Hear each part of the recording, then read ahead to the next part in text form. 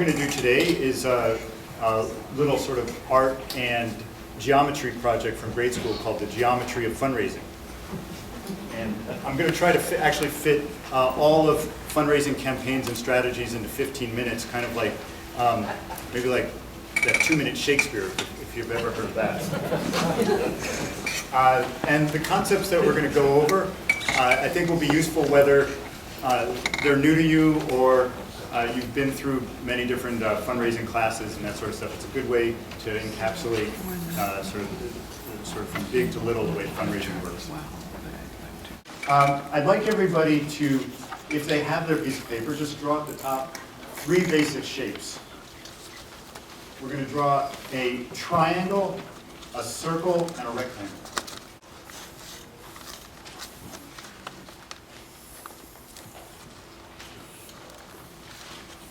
These are our basic geometric shapes that we're going to use to pretty much understand how a campaign, and when I say campaign, I don't just mean like a big effort to raise millions of dollars for a building, but you can use the same concepts if you're thinking about just how much you need to raise over a single year for an annual fund or for your operating budget. First, the triangle. We're also going to draw 2 other triangles, one right side up and one on its head. And the one here on the left is donors, and the one on the right is dollars.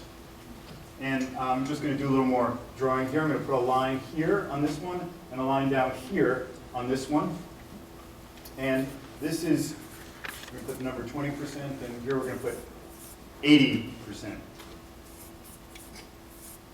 Okay. Now this is a very standard mathematical equation that probably most of you know, which says that 20% of our donors give us 80% of our money.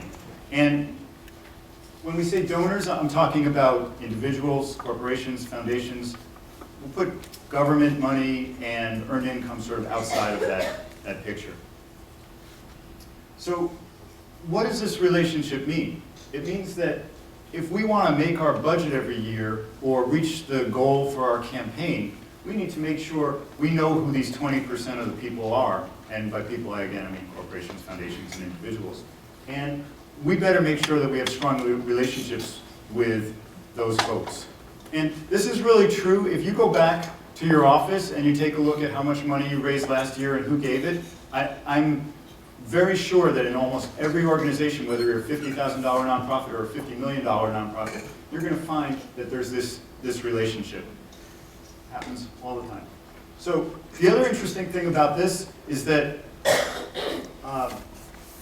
down here is where typically, for years and years, it would be where people did direct mail campaigns, telethons, all that kind of stuff. This money and those relationships and those activities, those are really important. You can't really run a nonprofit effectively most of the time without them. But if you focus your effort down here, you're never going to get what you need to run your operation, which is this 80% of the money.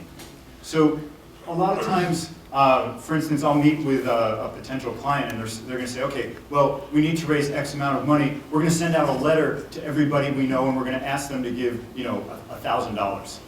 The interesting thing, and $1,000 may be a lot for some of your organizations, just an example. The interesting thing is that that's never going to get you to here, and when you send out that letter and you get the money back, it's going to come in the distribution of some people are going to give $2,000, some people are going to give $50. It's going to come in this kind of distribution.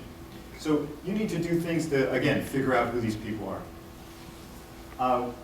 One other interesting thing, before we move on to the next geometric shapes, is today, a lot of this work is in online giving, social media, that sort of thing. And that's very exciting. It's very cool.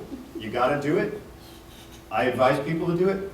But you're making a mistake if you think that's going to get you here.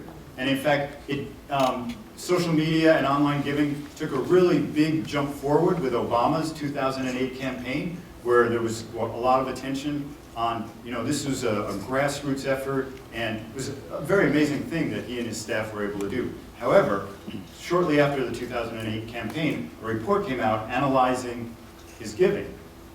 Turns out that the majority of gifts were either people giving multiple times through the internet so that their total giving was above, $25 or $200, and or people giving significantly more. And in fact, the reported numbers show that Obama actually received 80% more money from large donors, those giving $1,000 or more total, than from small donors. It's not very widely known. Circle. Those of you who are drawing, please draw 2 circles. Circle on the left is called your network. Circle on the right is U.S. giving. Get to the second one in a few minutes. So also in the network, you want to draw some concentric circles. Those aren't very concentric, but you get the idea. These are actually points that some of the previous speakers referred to, but you need to figure out, like right here in the beginning, in the center, that's your staff, that's your board, those are your closest friends. Okay? So in order to raise money effectively, first of all, you have to have a center of your circle, you have to have a sort of nucleus of your network there, and over time, you have to figure out how to use this group of people to effectively connect to the people who are somewhat further out in your network. This whole thing right here, this is kind of like the key to a lot of successful fundraising. It's something, we don't have time to go into how that really works in detail, but it's really, if you can figure out how to do that effectively, you've done a big part of the job. So you need to know who these people are to figure out that 20% there. And then, sometimes you have people who are, if this is your circle, you've got people here on the periphery who are kind of in the outfield. Sometimes there are people who are out of bounds. And your job is really, who can I use in my network to reach these individuals? And frankly, sometimes I'll sit down with nonprofit leaders and they'll say, well, I want to get to Bill Gates. And for some reason, he's still he's kind of like a mythical figure, even though he's got a foundation now. And everybody somehow wants to get money from Bill Gates, and like a personal check. And occasionally, and this is kind of funny, occasionally somebody will say, yeah, I actually know his so-and-so who knows. Then it's okay, but otherwise he's really, for most of you, he's in outer space. So let's not. Nice money you can get. Okay, so U.S. giving. This was referred to by Hildy also. Let's put a little line there. So we've got a pie, and this here is 75% of the pie. This represents the individual giving in the United States. This doesn't change very much year to year in terms of percentages, okay? So 75% thereabouts of the money that is donated to charity in the United States each year comes from individual donors. The other 25% or so comes from foundations, corporations, and bequests, which actually, if you include the bequests, it makes individual giving significantly more. So the total amount that is given each year is roughly $300 billion, plus or minus. So that's a lot of money that comes from individuals.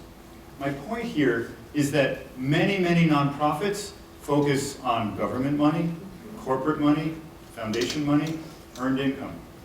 Really, really important. Great money if you can get it.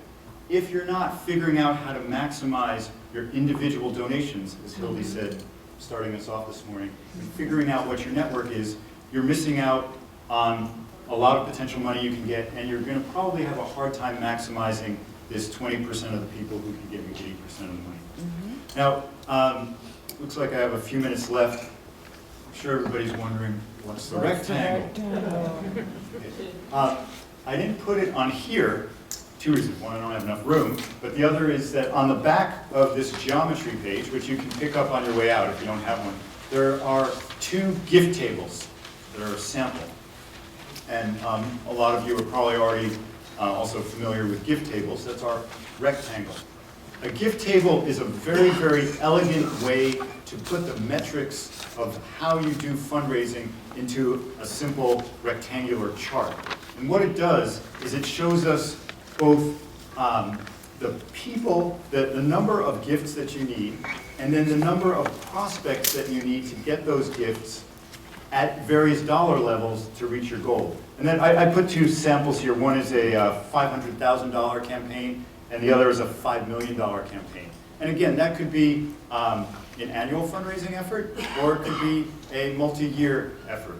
And what happens is if you take some time to study this chart, you can put some specificity around this, if I need, say, 25 people to reach this 80% of my dollar goal, do I have those 25 people already in my network?